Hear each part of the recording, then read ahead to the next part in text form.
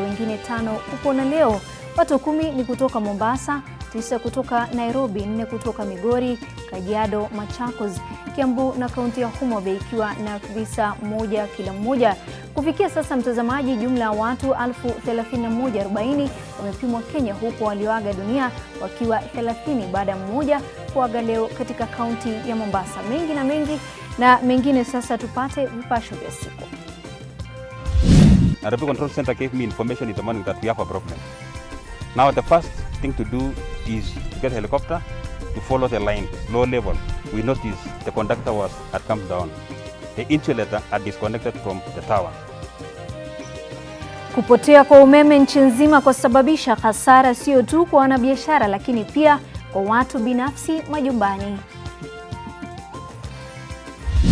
These 2 cases in industrial area remand prison. I am certain that our emergency operations center and the rapid response team must have been alerted and they must be aware of it. Wafungwa wawili waambukizwa corona katika jela ya Viwandani Nairobi, huku maambukizi nchini yakipanda na kufikia 649. Sijatembea mbali, nilikuwa nimekuja shopping, sasa nimeambiwa nikuje quarantine. Nilikuwa nimekuja hata kumpatia mtoto dawa na ni wa miezi, hata ako nyumbani. Abiria 9 akiwemo mama anayenyonyesha wawekwa karantini kwa lazima baada ya wawili kusafiri kisiri kutoka Kilifi hadi Embu. Night runners are part and parcel of any African community. Wengi inasemekana huwa wanakimbia uchi wa mnyama kabisa. Pazia linalofunika shughuli za wanga huko Homa Bay halipo tena, wajue wanaokuangaisha kila usiku au kukulinda kama wanavyodai. Mbashara kutoka jumba la Nation. Hii ni NTV Jioni na Kaltun Jama. Hujambo mtazamaji popote ulipo, na kama unavyoona leo mwenyewe na maski yangu hapa, ishara tosha ikiwa ni maski yenye bendera ya humu nchini, bendera ya Kenya ikiwa na alama 4, moja ikiwa nyekundu, nyeusi, kijani kibichi na nyeupe, ishara tosha kuwa tuko pamoja na tutashinda vita dhidi ya COVID-19 humu nchini. Mtazamaji anayenisaidia katika lugha ya ishara jioni hii ni Flora Ateno. Maambukizi katika jamii yanaendelea kuitatiza Wizara ya Afya, huku visa vipya 28 vikiangazia ukweli kwamba vita dhidi ya COVID-19 bado vinaendelea. Habari ya kuwepo kwa virusi vya corona katika gereza la rumande la Industrial Area inazidisha hofu, kwani kudhibiti visa gerezani itakuwa kibarua kigumu. Charity Mwangi ana maelezo zaidi. Visa vya COVID-19 vinaendelea kuongezeka nchini. Hii leo kumeripotiwa visa 28 vipya na kufikisha idadi ya visa 649 nchini tangu kuripotiwa kwa kisa cha kwanza katika mwezi wa Machi. Positive cases are distributed in the counties as follows: 10 in Mombasa, 9 in Nairobi, 4 in Migori, 2 in Kajiado, and 1 each in Machakos, Kiambu, and Homa Bay. Ugonjwa huo wa COVID-19 sasa unashukiwa kufika magerezani, huku ikisemekana kuwa kuna visa viwili ambavyo vimeripotiwa katika gereza la rumande la Industrial Area. Magereza yalikuwa miongoni mwa maeneo ya tahadhari, kwani kudhibiti hali gerezani ni jambo gumu. Part of our testing is really to be able to get into these facilities, work with the correctional prisons department and others in order to be able to determine first of all whether there is transmission of COVID-19 within these facilities, and then put in all those necessary measures that we require to be able to protect the inmates. Wizara ya Afya inahofia kuwa hali ya kawaida inarejea, kwani hakuna visa vipya vimeripotiwa hii leo kutoka kwa maeneo ya karantini. The positive cases show that the virus is beginning to establish itself firmly within our communities. And in order to stop the cycle of transmission, I'm appealing to Kenyans to present themselves for testing and to observe the containment measures as advised by the ministry.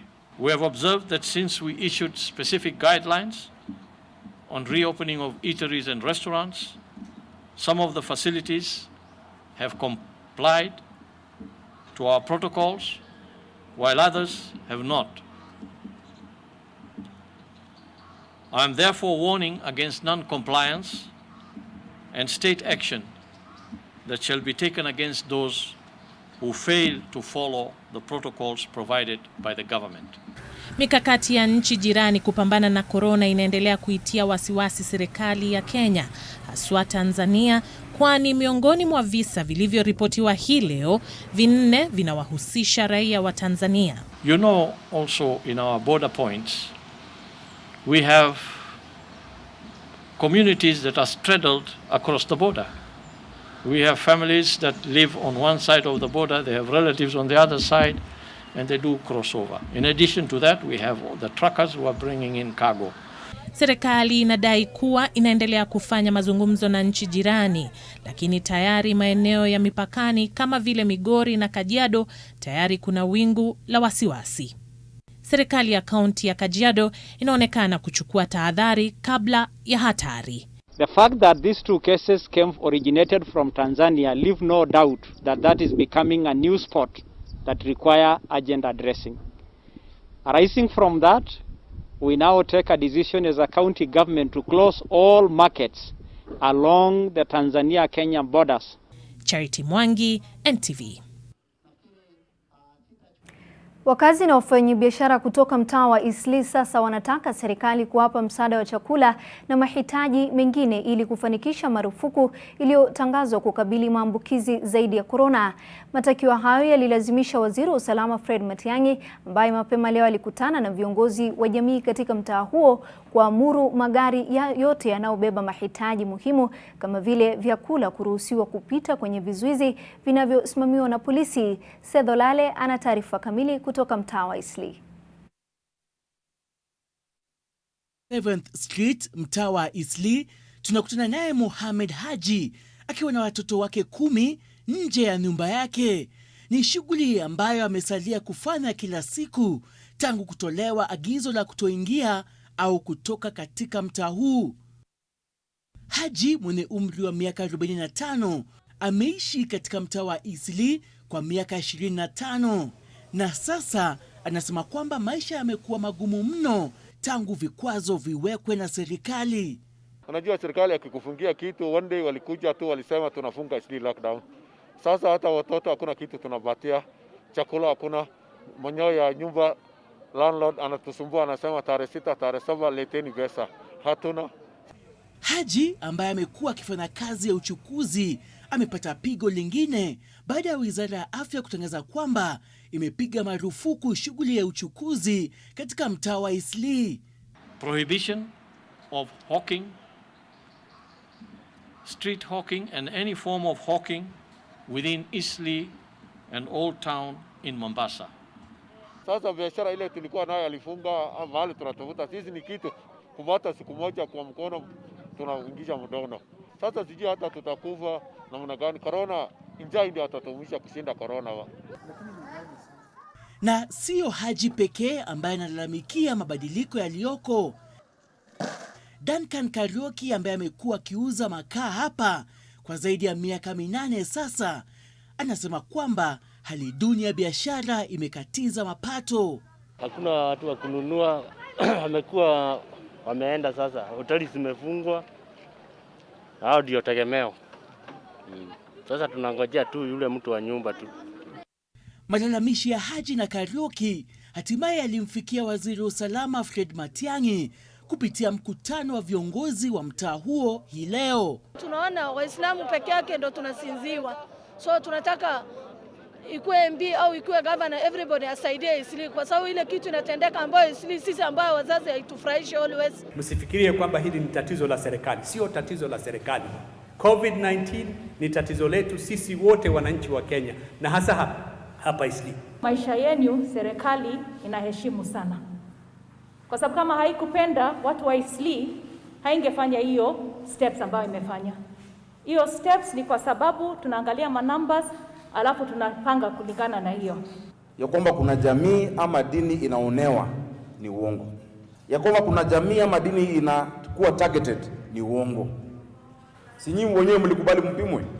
Watu wa Eastleigh na watu wote katika Jamhuri ya Kenya, sisi sote ni familia moja. Kwa hivyo mtu asianze kusema maneno hapa eti tunafunga hii kwa sababu tunaonea hii jamii ama tunaonea hawa ama tunaonea wale wengine. Mniruhusu wakati mwingine, kama haikuwa wakati wa huzuni kama huu, ningezungumza na lugha nyingine ya ukali kidogo. Waziri Matiang'i ambaye pia alizuru maeneo yaliyowekwa vizuizi na polisi aliamuru kwamba magari yote yanayobeba mahitaji muhimu kama vile vyakula viruhusiwe mara moja. Aidha, wafanyabiashara katika eneo hilo wamehakikishiwa kwamba watapata usaidizi kutoka kwa serikali. Hayo yakijiri, idadi ya walioambukizwa virusi vya korona katika mtaa huo umepanda baada ya mtu mmoja zaidi kupatikana na virusi vya COVID-19 kutokana na sampuli zilizopimwa chini ya saa 24. Mtaa wa Eastleigh umekuwa uti wa biashara kwa zaidi ya miongo mitatu kwa wakazi wa Nairobi, na si wakazi wa eneo la Eastleigh pekee ambao wanafaidika kwa biashara, ila wakazi katika maeneo majirani vile vile Ziwani, Pumwani, Starehe na Mathare ambao kwa sasa wanataka mikakati iliyowekwa na serikali kukamilika haraka ili maisha ya kawaida kurejea. Seth Olale, NTV, 7th Street, mtaa wa Eastleigh. Mtazamaji, baada ya taarifa hiyo yake Seth, tunarudia taarifa yetu kuu ambapo kuhusu asubuhi ya kuamkia leo Wakenya waliamkia giza baada ya umeme kupotea kote nchini. Kampuni ya Kenya Power imesema kuwa hili ilisababishwa na hitilafu iliyotokea katika laini moja juu ya usambazaji wa umeme iliyoko katika kaunti ya Kiambu. Ripota wetu Lilin Kiare aliungana na wanahandisi waliokuwa wakirekebisha tatizo hili na kuandaa ripoti ifuatayo. Kilomita 5 toka mji wa Kiambu ndilo eneo la usambazaji wa umeme lililokumbwa na hitilafu, na dakika 10 kabla ya saa 12 asubuhi taifa likatumbukia katika giza totoro. Eneo hili lililoko katika kijiji cha Dumberi lina mkonga huu ambao ni moja ya mikonga inayopitisha nguvu za umeme zaidi nchini. Wahandisi wa kampuni ya umeme ya Kenya Power wanasema kuwa laini hii ya umeme inayohamisha umeme toka Olkaria hadi Nairobi ilichangia pakubwa kupotea kwa umeme nchini. One of the insulators, which is on one of the faces, they developed a problem and led to a fault. Conductors are basically wires which carry energy, electrical energy. And most of the time they are at very high voltage, and for them to be able to perform as they are supposed to, then they are supposed to be separated from anything that is connected to the ground, because any connection of these wires to the ground leads to a fault, and that fault is what leads to loss of supply. Wahandisi wanaelezea kuwa hitilafu iliyofanyika hapa ilikuwa kubwa na athari yake vilevile ilikuwa kubwa. This line connects Nairobi from Olkaria through a substation called Nairobi North and finally Dandora. This line provides bulk transportation of supply to the city and its environs. When we have interruptions on this line, in some cases we get cascaded events which could lead to partial, semi-national or national blackouts. Shughuli ya kurejesha umeme haikuwa ya urahisi. Ilihitaji wahandisi wenye ujuzi wa hali ya juu, zaidi ya mafundi 20 na hata rubani mkuu wa kampuni hii. Dakika 30 baada ya umeme kupotea kote nchini, wahandisi walikuwa tayari wako mbioni kutafuta sababu halisi. When we reached there, we noticed an insulator snapped and the conductor came down. That was the cause of this problem. The main reason for using helicopter in Kenya Power is we realize our lines are passing through remote areas. Once the line has snapped or it's out, we also have backfeeding of lines, And like as you can see, the power has two lines. We have the left side and the right side. So one side is off, they can restore the power on the other side. So we are able to serve the customers that are served on one side. Hadi tukiondoka eneo hili, wahandisi na mafundi walikuwa wametatua tatizo hilo na kurejesha umeme katika maeneo mengi nchini. Mara ya mwisho umeme kupotea nchi nzima ni mwaka wa 2016 na hali hiyo ilidumu kwa saa 4. Lilian Kiarie, NTV.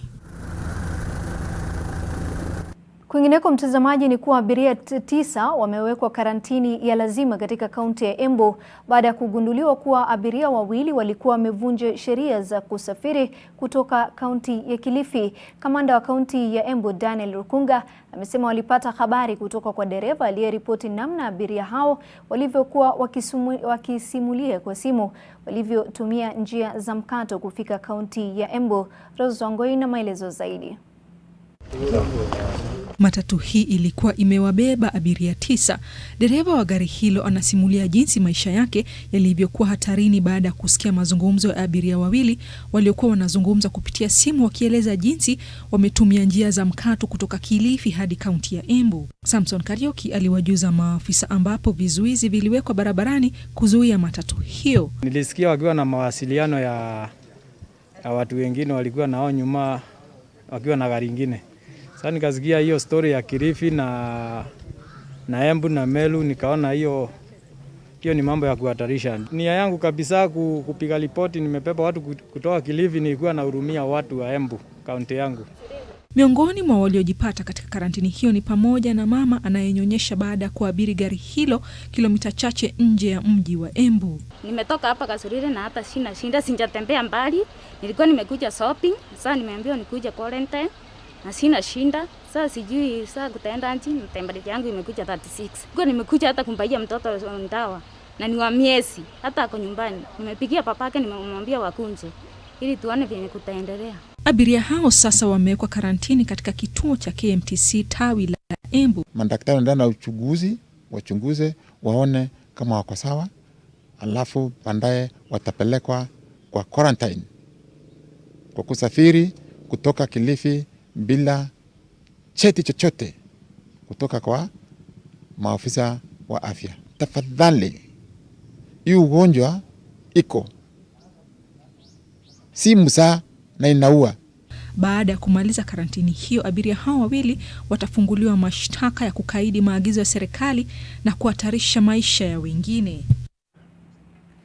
Wahudumu wa afya huwa katika mistari wa mbele kukabiliana na wagonjwa aina mbalimbali, hali ambayo huhatarisha maisha yao wakati mwingi. Lakini je, ni mambo gani ambayo wahudumu hao hukabiliana nayo kimawazo wanapowahudumia wagonjwa wa COVID-19? Mwandishi wetu Gabriel Kudaka alitembelea kituo cha Kamalel katika kaunti ya Uasin Gishu kilichotengewa wanaoshukiwa kuambukizwa COVID-19, na hii hapa taarifa yake. Kituo hiki sasa ni sehemu ya gumzo katika majukwaa mbalimbali hapa mjini Eldoret na eneo zima la Uasin Gishu. Haya ndio makao mapya kwa wanaoshukiwa kuambukizwa virusi vya COVID-19 hapa Uasin Gishu. Sasa zile kuku zilipona ama kuna nyepata kwa mgonjwa? Wilfred Lagat anajulia hali familia yake baada ya kushinda katika kituo hiki kwa siku 10 sasa. Sisi pia tukitoka hapa tutaenda karantini, siku 14, tukimaliza tutaelekea nyumbani. Lakini je, ni hisia zipi ambazo wao hukabiliana nazo wanaposhughulikia wagonjwa wa COVID-19?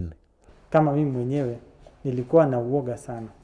Manake ukiangalia katika runinga ama ukipata ripoti za dunia na kuona watu jinsi wanakufa, unajipata katika ile hali na unapata uoga.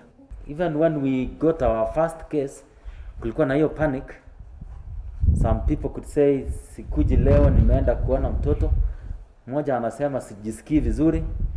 Wengine mnaenda mkifika gate anabaki nje. Wengine wataingia ndani lakini hawatakaribia. So it takes courage. Sasa nilipata simu juzi kutoka kwa boda ya Uganda. Kanielezea ni sample yangu imeonekana niko na positive. Mimi naweza waambia siogope kabisa kuenda kwa isolation kwa sababu hakuna kuogopa hapa, hakuna kitu mbaya kinafanyika. Wahuduma hawa wanasema kujulia familia zao hali mara kwa mara pamoja na kupata ushauri nasaha kunawasaidia kukabiliana na hali kama hii vilivyo. Hata hivyo, wahuduma hawa wanasema hali ya unyanyapaa katika jamii ni mojawapo ya vikwazo katika jitihada za kukabiliana na ugonjwa wa corona. People out there in town don't really want to move closer to the ambulance. It is referred to as a corona vehicle. Licha ya changamoto hizo, wanasema ari ya kusaidia wagonjwa wa COVID-19 haitadidimia. One thing that keeps us going is the encouragement that we get and the prayers. When you sleep, pray. Gabriel Kudaka, NTV. Mtazamaji, kutoka kaunti ya Uasin Gishu tunakwenda moja kwa moja katika kaunti ya Kwale ambapo wakazi katika eneo la Kombani katika kaunti hiyo ya Kwale wanalalamika kutopata maelezo ya kutosha kuhusiana na ugonjwa wa corona, hali ambayo imewaacha wengi katika hatari ya maambukizi ya virusi hivyo. Kulingana na baadhi ya wakazi hao, hawaoni faida ya kuvaa maski kwani hata fedha ya kuzinunua hawana. Mwanahabari wetu Fatima Bugu alizuru eneo hilo na kutuandalia taarifa ifuatayo. Licha ya ripoti za kila siku za Wizara ya Afya kuhusu hali ya maambukizi ya virusi vya corona nchini, bado kuna wale ambao hawaamini kuwa virusi hivyo viko. Tuna uhakika kama maradhi yako kwa sababu kwa uchunguzi ambao mimi niliupata na nikaulizia kumpatikana mtu mmoja na naamini kwamba huko toa maradhi hakuna. Hali hii inatokana na ukosefu wa taarifa muhimu kuhusu ugonjwa wa COVID-19 na pia umaskini. Wananchi hawajahamasishwa sawasawa, hususan huko vijijini. Hapa mabarabarani ama matown watu kidogo wamejidhibiti, lakini huko ndani watu hawaelewi chochote kuhusu COVID-19. Hata ukifika wananchi hawana mask kwa sababu ya hali ya uchumi. Mtu akipata shilingi 50 anaona kununua mask ni kama atajimaliza na njaa. Kwa hiyo mtu anaona fadhali anunue chakula kuliko kutafuta mask. Inadaiwa maafisa wa polisi wamekuwa wakiwahangaisha wakazi. Mimi nimezaliwa Denyenye na nakunywa methadone Kombani. Instu paka mpite road block ya Magandia ndio nifike Kombani kwa rehabilitation. Na pia ni shida ukifika pale wanakudisturb. Aidha pia mpango wa chakula cha bure unaonekana kutowafikia wanaostahiki. Chakula cha msaada ni kama watu wanaandikana majina kichini mipangilio ya usiku sijui ni vipi, lakini chakula hakijafikia wananchi hasa wale walengwa. Gavana wa Kwale Salim Mvurya alisema kuwa kuna uhaba wa vifaa vya kupima watu virusi vya corona na huenda ikawa kikwazo cha kukabiliana na janga hili. Lakini je, vijana wapo tayari kupimwa? Naweza kujitokeza kama nitafahamu, sio vile vifaa ambavyo vinatumika kwa sasa hivi vya kuumiza. Maana kuna sticks zile zinazotumika unasikia mtu unadungwa kwa mapua. Kaunti hii sasa imeingia doa kwani visa viwili sasa vimeripotiwa, na kama kawaida mwenzako akinyolewa chako tia maji. Hapana shaka kuwa ipo haja ya kuchukua hatua za kivitendo hapa Kwale ili kuziba ufa kabla ya kujenga ukuta. Fatima Bugu, NTV, kaunti ya Kwale. Kadhia ya wanga katika baadhi ya jamii nchini imekuweko kwa karne sasa. Baadhi ya jamii zina mbinu za kuwanasa watu hao wanaofanya mazingaumbo usiku na kusemekana kwamba shughuli zao huziendesha wakiwa uchi wa mnyama. Hata hivyo, mwaka 2013 mzee mmoja alijitokeza huko Homa Bay na kudai kuwa yeye ndiyo mkuu wa chama cha wanga na hata kutaka chama chao kisajiliwe na watambuliwe rasmi. Bwana Ojwang alikutana na baadhi yao na kutaka kujua uhalisia wa shughuli zao hasa wakati huu wa kafyu nchini nzima. Kwa miaka na mikaka sasa, swala la wanga bado ni lile linalozungumziwa kwa minongono na sauti za chini, hasa ikizingatiwa kuwa linanasibishwa na uchawi unaofanywa nyakati za usiku na watu waliouchi wa mnyama, ambao malengo yao huwa ni kudhuru na hata kuangaisha watu katika jamii. Si wengi wanaoweza kuchorea taswira ya jinsi mwanga unavyokaa, na wengi hutegemea ngano na simulizi za kale kuhadithia habari zao. Baadhi wamejaribu kutafuta sababu ya kwa nini wapo watu wanaowanga usiku. Hao watu kutambulika ni ngumu, ni wanatambulika kama miujiza, unaona? So wanabadilika. Wengine unasikia wanafura wanakuwa kitu kikubwa, wengine unasikia wanakuanga uchi. Especially kama unatembea, unaweza fika mahali unahisi kuna uoga, alafu mwisho unaweza hata chapo kiboko tu kuangalia hakuna mtu, unaweza kimbia uende udhanie umefika, kumbe bado tu jamaa naye ako faster kukulika, amekungojea mbele. Night runners are part and parcel of any African community, but from our perception ya Wakisii, night running entails ile hali ya mchawi wa usiku, because as much as they run at night, they are associated with witchcraft. Katika miaka ya hivi karibuni, wanga wameanza kujitokeza hadharani na kufunua pazia lililokuwa limewaficha kwa karne nyingi.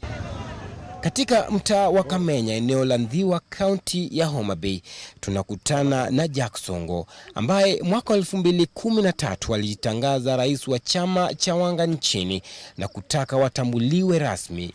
Songo ana timu yake, na jua linapoanza kuzama, wao kutana na kupanga mikakati ya vibwanga vya usiku. Mimi naweza kusema wana tabia mbaya kwa sababu wanatumia dawa ya kienyeji ya kubadilisha maisha ama kichwa ya watu. Jamaa naye kwanza ni mrefu suri kuliko mimi. Naye unaweza stuka tu pop, umetawi karibu na wewe pop, sasa lazima ukae rada.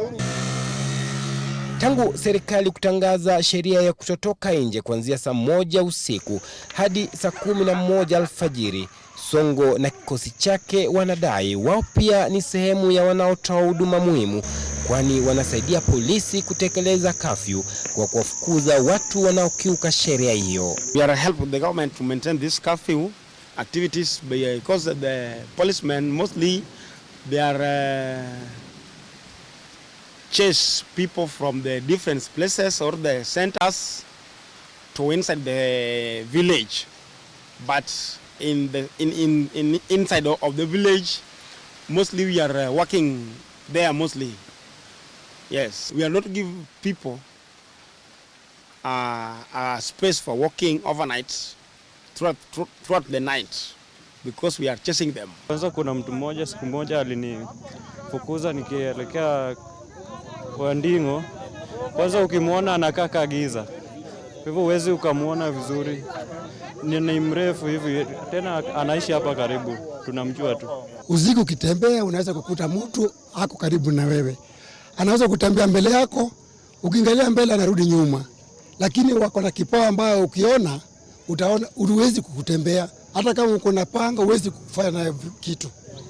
Tayari nimeona nyingine pia tulikuwa naye sehemu nyingine kama wewe kuuchi, walikuwa wawili, bibi na mume. Tena nilikimbia mbaya. Tutakujua ni kwa nini Jack Songo na wenzake wamejitokeza, ilali swala la uwanga ni siri kubwa na inayonasibishwa na uchawi. I cannot fear. Yes, I have so many secrets. Yes, I cannot fear. What powers do you have?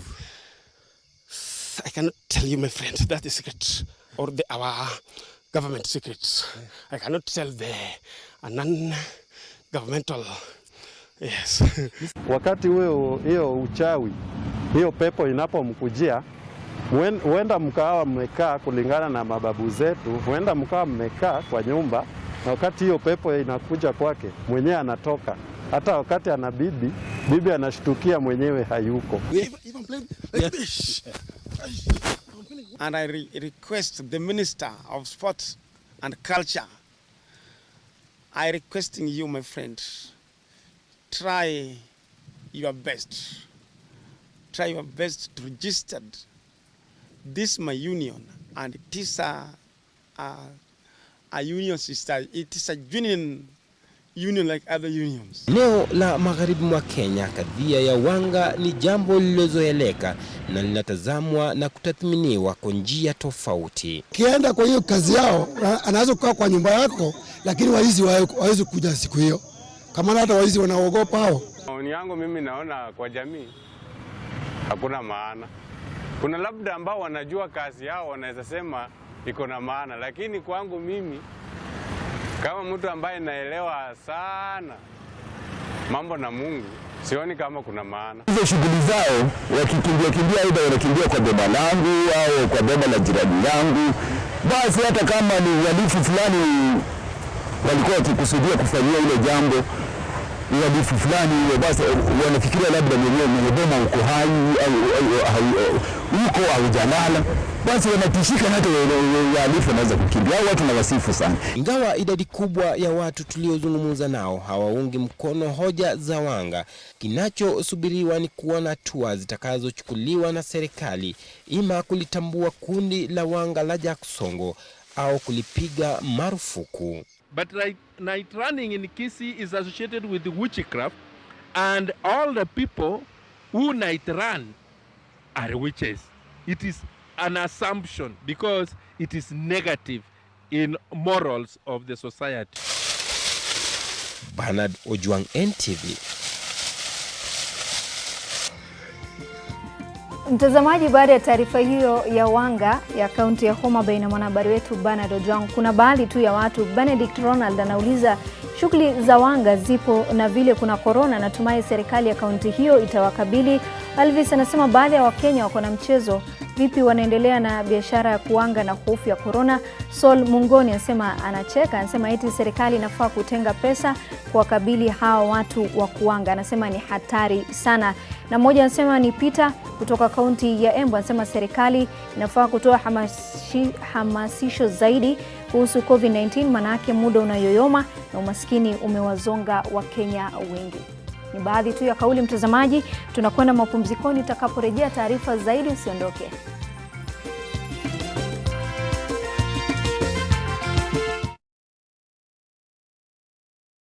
If we continue to behave normally, this disease will treat us abnormally.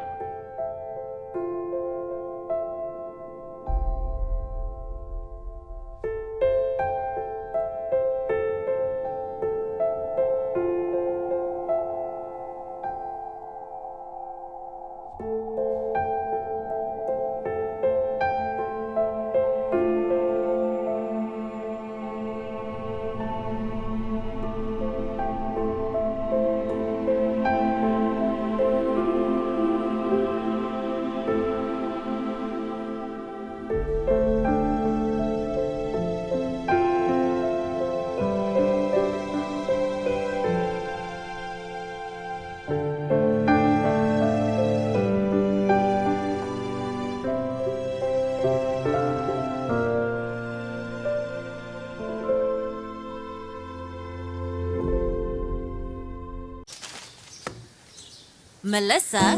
Mom, it's Dad's birthday today. I'm giving him a party just like he gives me.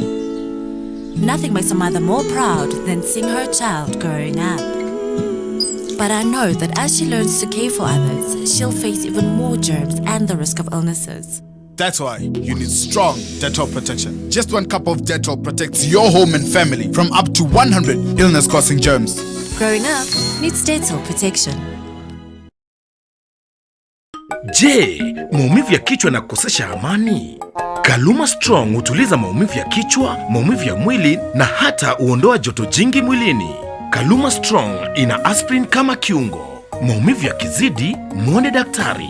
The Kenya National Bureau of Statistics, KNBS, will be conducting a telephone interview survey to assess the economic impact of COVID-19 on households in the country. Interviewers from KNBS will reach out to sampled respondents through Safaricom lines 011 000 5665 through 6077, 011 000 8518 through 8588, 01100 99477 through 9577.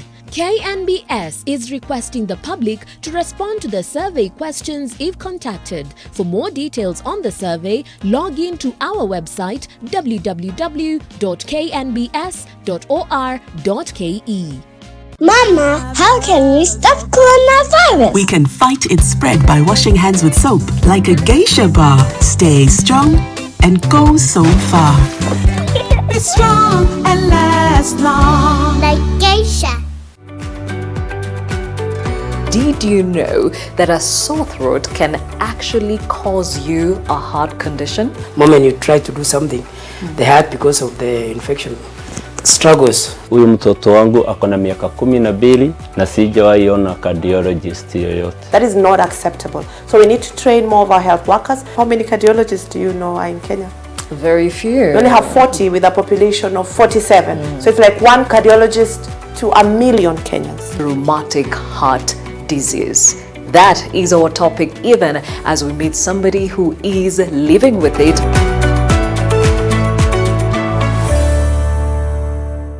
A secure place for your family. You can get all this and more at Amani Ridge, the place of peace.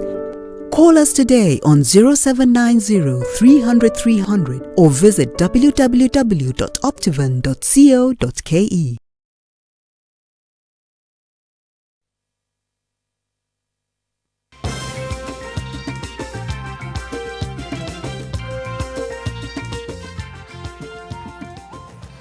Karibu mtazamaji katika awamu ya pili ya NTV Jioni. Watu 4 wameripotiwa kufariki huku wengine zaidi ya 300 kuachwa bila makao katika eneo la El Chamos, kaunti ya Baringo katika muda wa wiki moja iliyopita. Mvua inayoendelea imesababisha daraja la mto Kibingor na Kipchere kusombwa na maji na kuvuruga shughuli za usafiri na mawasiliano eneo la Marigat. Mkazi mmoja wa eneo hilo, Julia Kurgat, alisema kuwa kina mama wajawazito wamelazimika kujifungulia nyumbani kutokana na ukosefu wa usafiri. Biashara imezorota huku wengine wakibaki bila chakula pia. Maeneo mengine yaliyofurika Baringo Kusini ni Ngambo, Sitan, Leswa na Salabaini. To the disaster department and the government at large is that can we look at the issue of disaster preparedness in a multi-sector approach, so that as much as we are focusing on COVID-19, we also put enough money to look at issues of floods, to look at emergencies when they happen, and it needs to be sorted in a speedy way. Kufuatia mvua kubwa inayoendelea kunyesha nchini, mabwawa ya kuzalisha umeme yamejaa pomoni, hali ambayo inaongeza hatari kwa wale wanaoishi karibu na mito katika nyanda za nchini na vile kuongeza matumaini kushuka kwa gharama ya umeme. Victor Kiprop alitembelea mabwawa ya Seven Forks yaliyojengwa kwenye mto Tana na kuandaa taarifa ifuatayo.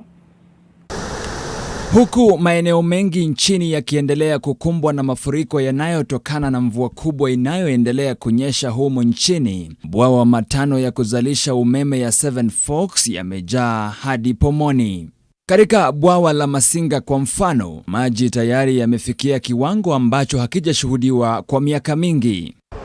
As at this morning, this is Masinga Dam.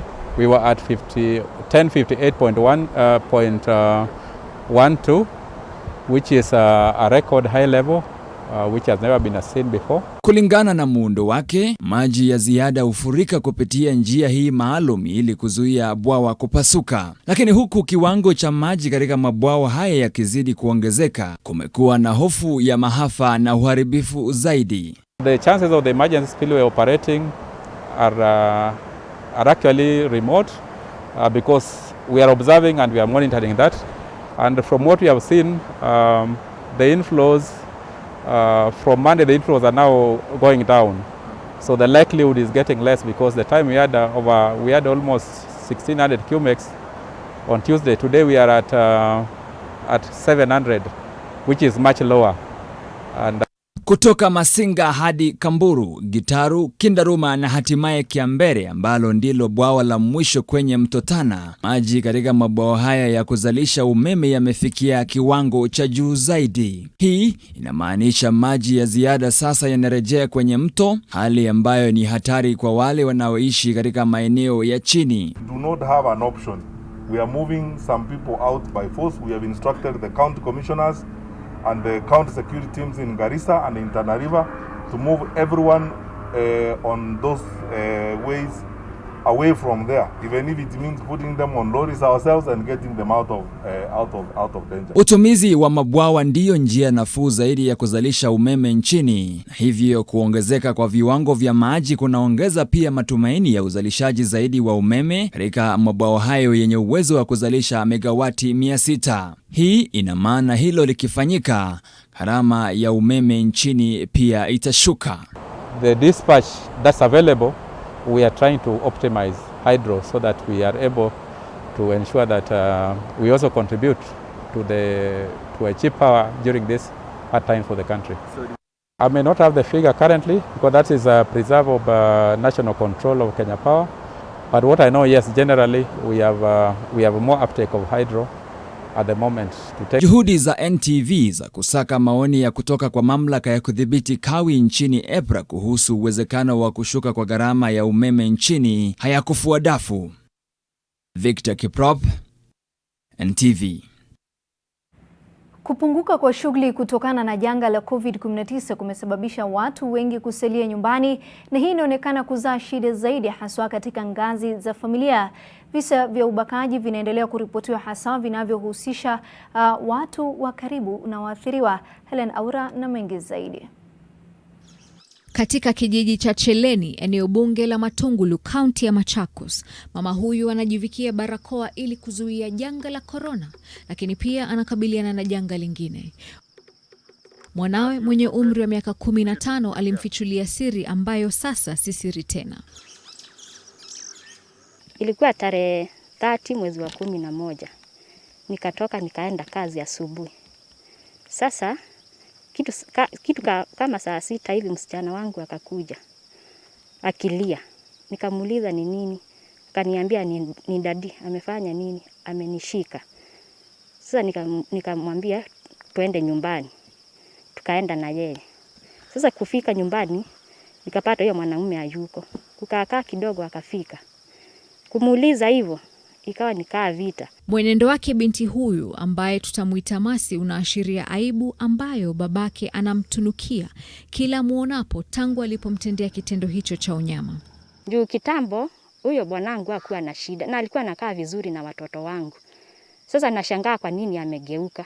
Akaanza kutaka kulala na mtoto wangu. Sijui ni nini ilikuwa. Nimeshangaa sana. Juu hata ukimuuliza.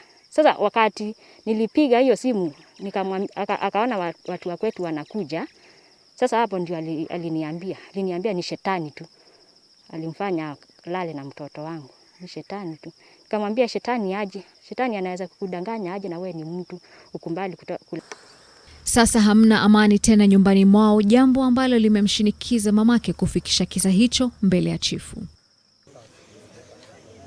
Kwingineko, familia moja katika kijiji cha Murendo, eneo bunge la Matayos, kaunti ya Busia, inalilia haki ya mwana wao wa kike anayedaiwa kubakwa na baadaye kuuawa.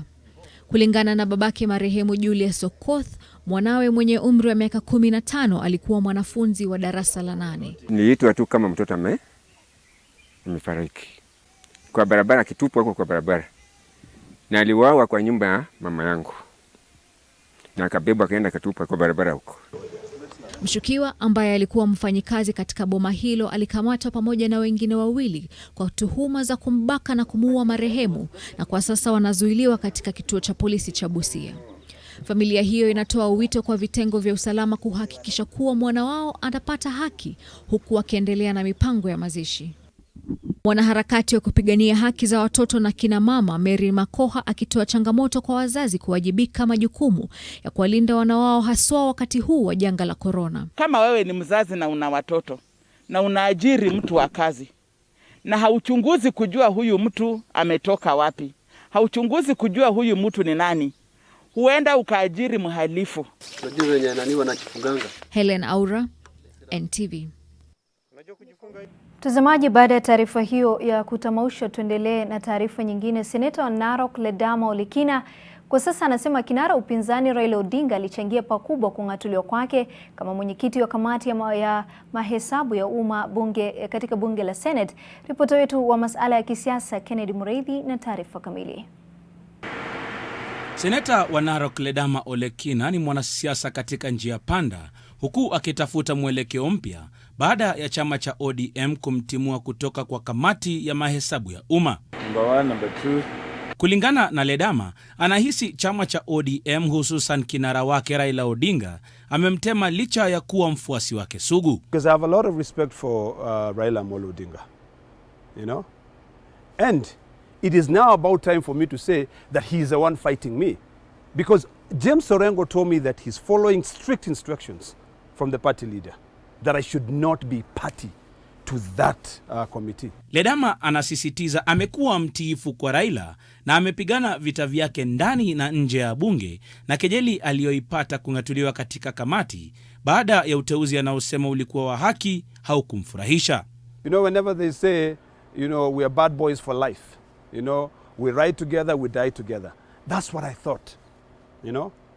I was nearly killed during the resist movement, okay? You can ask Mheshimiwa Nyikal, we were together in the car, when bullets were shot at us, when tear gas were thrown into the car. Is that how you say thank you? Ledama sasa anasema atapigana vita vyake kivyake na kulionyesha taifa kuwa alifuata taratibu zifaazo katika kamati na yanayomkumba ni vita na vijembe vya kisiasa. I'm a wrong number to mess with, and that's the fact. Because, you know, I don't tire. When I believe in something, I go for it. I literally go for it, Mureithi. Okay? So, if a man can walk across America on every single day, walk 80 kilometers, don't mess with him. Inadaiwa Ledama aliandaa kikao na baadhi ya viongozi wa jamii ya Masai, ikiwa mojawapo ya mikutano ya kutafuta mwelekeo, ambako inadaiwa huenda akatafuta marafiki wapya wa kisiasa. I'm young, you know, I'm aggressive, and I know what I'm doing. I can even afford to waste about another 20 years. By the time I'm 65, other people will be long gone, if God is gracious to me and give me life. Seneta Ledama anakiri kuwa utendakazi wake katika bunge la seneti hauambatani na baadhi ya masaibu anayopitia kwa sasa, ila ni sauti yake ya pingamizi dhidi ya kunyakuliwa kwa shamba ya jamii la Masai. Kennedy Mureithi, NTV katika majengo ya bunge. Mabwenyenye katika eneo la Mlima Kenya ambao mara nyingi ndio hutoa mwelekeo wa kisiasa unaokumbatiwa na eneo hilo, sasa wameamua kutumia chama cha PNU kama dau jipya la kisiasa kwenye uchaguzi wa mwaka 2022 endapo chama cha Jubilee kitasambaratika. Ni haya na mengi katika toleo la kesho la gazeti lako la Faridi la Taifa Leo. Usikose kujishikilia nakala yako.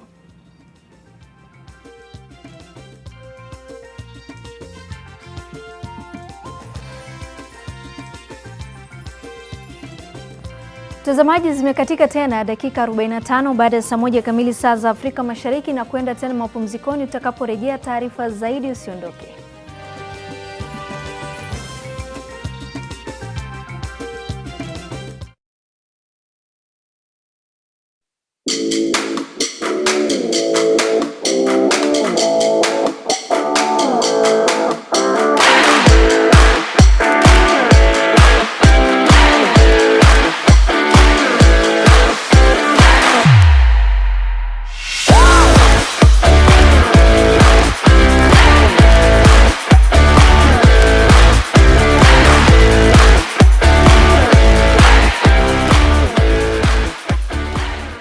Nyaja wa Kenya, hii ni public service announcement kuhusu coronavirus. The Ministry of Health advises all returnees from abroad to self-quarantine for at least 14 days, whether they feel well or unwell. Wash your hands regularly following the 8 steps of hand washing. Wet hands with warm water. Apply a small amount of soap. Rub palms together. Rub fingers and thumbs and the bits in between. Rub nails on palms. Rub the back of each hand. Rinse with clean running water and dry thoroughly with a clean, dry towel. Furthermore, it is advisable to cover your mouth and nose adequately when sneezing or coughing and immediately dispose of the tissue in a dustbin. Please do not use handkerchiefs if you can avoid it. If disposable tissue is unavailable, cough into your elbow. Try and avoid close contact with anyone showing signs of respiratory illness, such as coughing or sneezing. Before you share any coronavirus information on social media, please verify it with Ministry of Health to avoid panic and alarm among your fellow Kenyans. Welcome to the conferencing service. Emma! Carry on, Ken! First quarter sales, they're up 90%. Very good! Very good! We are looking at a 55 billion shilling profit by the end of the financial year. Now we are talking! Yeah, we talk billions! Very good! I gotta go! Wacha niendelee na kazi! A person has left the conference. Niko nyumbani! Downloads are very fast! Streaming, eco! And I'm just working from here! Stay connected and work from the convenience of wherever you are. Fiber to the home. Working from home? No problem. Fiber Home has you covered with the fastest and most reliable internet speeds. Get connected today. Kazi lazima iendelee. I help women find independence by training them in fish farming. It's tough on my back, joints, and can cause headaches. Panadol Extra relieves multiple types of pain. Panadol Extra, now with new Optizorb technology to fight multiple tough pains with 3 times more pain-relieving medicine in the first 30 minutes when you need it most. Seeing them support themselves makes any pain worth it. If symptoms persist, seek medical advice. Disinfect and protect your home with Jik. Jik kills 99.9% of illness-causing germs. Disinfect floors, kitchen and bathroom surfaces, and wash white clothes, towels, and dishcloths with Jik bleach. Just Jik it.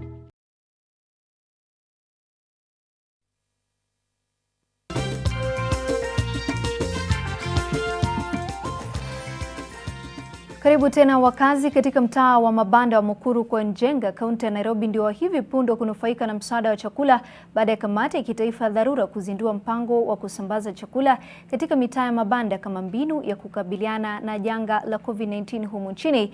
Akishuhudia uzinduzi huo nje ya jumba la KICC jijini Nairobi, Waziri wa usalama wa ndani Fred Matiang'i amesema usambazaji wa chakula katika mitaa ya mabanda utashirikisha makamishna wa kaunti kuhakikisha chakula hicho kina wale ambao wananufaika ni Wakenya ambao hawajiwezi.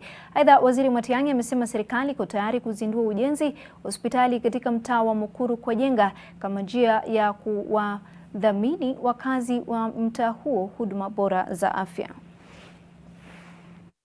That there are so many social groups who are doing a fantastic job helping our people. I am aware of the Adopt a Family initiatives by so many faith-based organizations. And many of us actually belong to these Adopt a Family initiatives in our respective areas where we stay. We are supporting other families that are in need. I want to encourage as many of us as possible. If you are able to share a meal, to forgo a meal and share it with a fellow Kenyan, let's do that. All this is done. Mtazamaji, tena tunakwenda mapumzikoni mafupi. Utakaporejea nitakuwa nakuletea habari za spoti, usiondoke.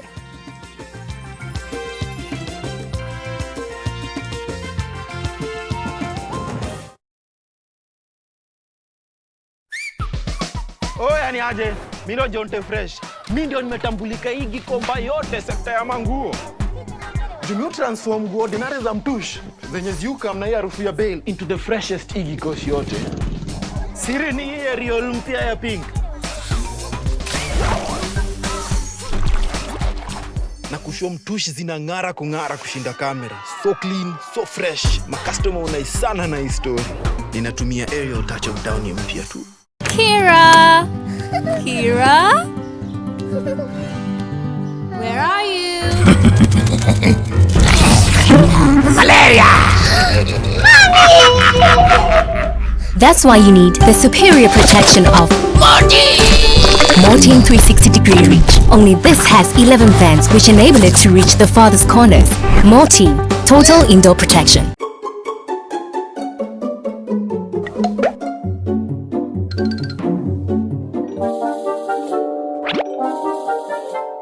Dettol's main objective is to help children protect themselves from diseases. Do you know how we get illnesses like diarrhea, cough, and cold? No! They are spread through germs on your hands. Your hands collect germs that causes diseases. You pick up germs from any surface, like when you don't wash your hands after going to the toilet, while playing.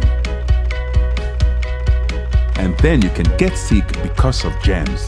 That's why you need to fight germs to stay healthy by washing your hands regularly with Dettol soap that gives the best germ protection ever against many illness-causing germs.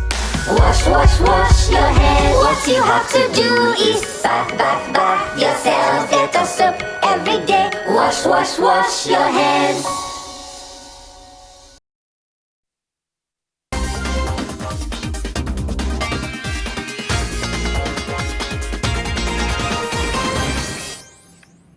Karibu tena mtazamaji. Wanariadha 59 kutoka kaskazini mwa bonde la Ufa wamenufaika leo na msaada wa chakula kutoka Wizara ya Michezo kwa ushirikiano na wakfu wa Eliud Kipchoge. Mwanahabari wetu Steve Keter alishuhudia zoezi hilo na ametuandalia taarifa hii ifuatayo. Safari ya Eliud Kipchoge ya kusambaza chakula kwa wanariadha wasiojiweza ilianza mwendo wa saa 2:30 asubuhi katika mji wa Kapsabet, kaunti ya Nandi, ambapo wanariadha 13 walinufaika. Wakati huu ni mgumu sana kwa sababu hakuna sio kama wakati zile zingine ambapo huwa unafanya mazoezi, unatoka unakuja unaenda kujitafutia chakula ama mahitaji ya siku. Kutoka kaunti ya Nandi, msafara wa Kipchoge ulifululiza moja kwa moja hadi mji wa Eldoret, kaunti ya Uasin Gishu, ambapo wanariadha 9 waliweza kupokea msaada huo. Kulikuwa mbio ningekimbia China mwezi wa 2 23, lakini baada ya hii mambo kufanyika niliambiwa nifahamishwe bado tungoje kwanza. Kwa hivyo kila kitu likaanzuliwa. Hatimaye mfalme huyu wa mbio za masafa marefu alielekea katika kaunti ya Elgeyo Marakwet kabla ya kumalizia katika eneo la Kaptagat. Nafurahia sana kwa government kutukumbuka na Kipchoge Foundation kwa hii chakula tumeweza kupata. At least for now tutaweza kujisustain while the country is undergoing the pandemic in the whole world. Kufikia sasa takriban wanariadha 70 wamenufaika na zoezi hili lililoanza jana katika kaunti ya Kericho. Hata hivyo, Kipchoge ameomba wahisani wengi zaidi kujitokeza na kupiga jeki zoezi hilo. If we get more support, we can extend our hands to everywhere in Kenya. We can still benefit more at least. It's only 70 whereby they are benefited from yesterday and today. And we have more than 2,000 or 3,000 which actually needs a lot of support. Bila shaka kutoa ni moyo, na hatua ya Kipchoge kwa ushirikiano na Wizara ya Michezo ili kutia tabasamu katika nyuso za wanariadha wanaoibukia huenda kukawapa motisha wahisani zaidi kujitokeza na kuwafikia wale wasiojiweza wakati huu wa janga la corona. Steve Keter, NTV Michezo, Kaptagat. Lionel Messi na wachezaji wengine katika ligi ya Uhispania wamerudi mazoezini kwa mara ya kwanza baada ya siku 56 baada ya kufanya mazoezi ya kibinafsi huku wakijiandaa katika mechi zijazo. Barcelona, Sevilla na Villarreal ni miongoni mwa vilabu vya kwanza baada ya serikali ya Uhispania kuondoa makataa yaliyowekwa kudhibiti maambukizi ya COVID-19. Atletico